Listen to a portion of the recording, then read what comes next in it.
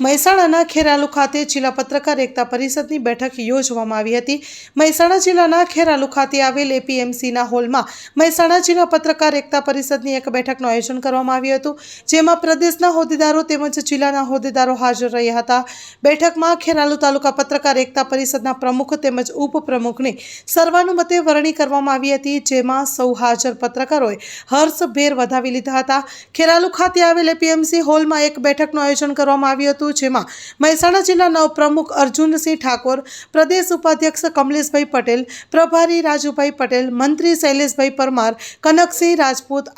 IT સેલના નિખિલ જોશી તથા જિલ્લામાંથી આવેલ અન્ય હોદ્દેદારો અને ખેરાલુ તાલુકા પત્રકાર મિત્રો હાજર રહ્યા હતા, જેમાં તાલુકા કારોબારીની રચના કરવાનો પ્રસ્તાવ મૂકતા તાલુકાના તમામ પત્રકારોએ એક જ મતે પ્રમુખ તરીકે ઠાકોર રમેશજી દેલવાડા તથા ઉપપ્રમુખ તરીકે મુરજીભાઈ ગુસાઈના નામની મહોર લગાવી દીધી હતી, જેથી તેમની સર્વાનુમતે વરણી કરવામાં આવી હતી અને આ મહેસાણા ખેરાલુ ખાતે જિલ્લા પત્રકાર એકતા પરિષદની બેઠક મળી હતી।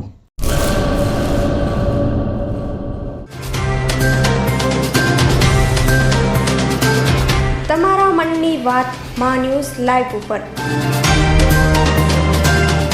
સાંજે 5:30 કલાકે લાઈવ દરમિયાન વાત કરવા 97 252